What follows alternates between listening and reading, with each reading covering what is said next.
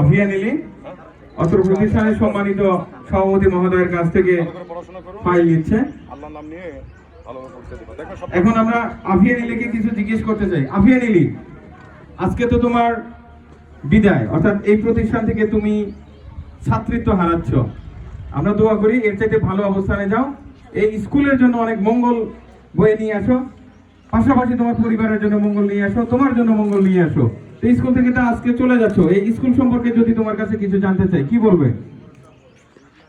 ভালো, সব টিচার আমাদের মানে সাহায্য করেছে, যেটা প্রবলেম হয়েছে টিচারদের কাছে গেছি, বুঝাই দিছে।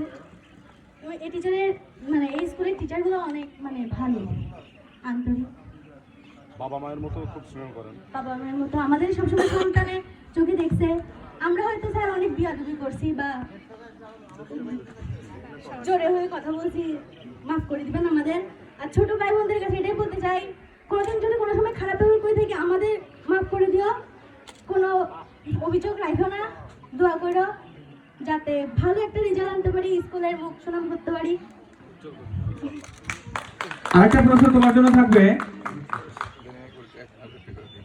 তোমার আপু কি করে? এখানে টিচার। যে এই স্কুলে যে তুমি 5টি বছর পার করে গেলে, এই 5টি বছর এই স্কুল পরিচালনা করে আমরা জানি এপিবিএন সদর। তো এপিবিএন সদর এই স্কুলের প্রতি কেমন যোগাযোগ রাখে, কেমন তোমাদের প্রতি স্নেহ দেখায়, তোমাদের খোঁজ খবর নেয়, এটা মানে কেমন?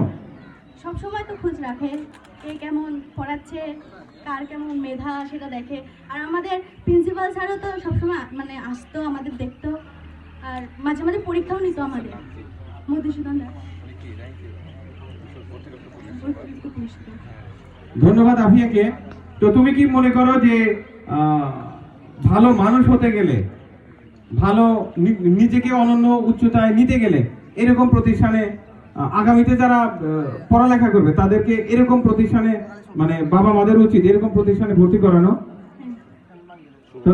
ধন্যবাদ, তোমার জন্য অনেক অনেক শুভকামনা রইল, বেস্ট অফ লাক।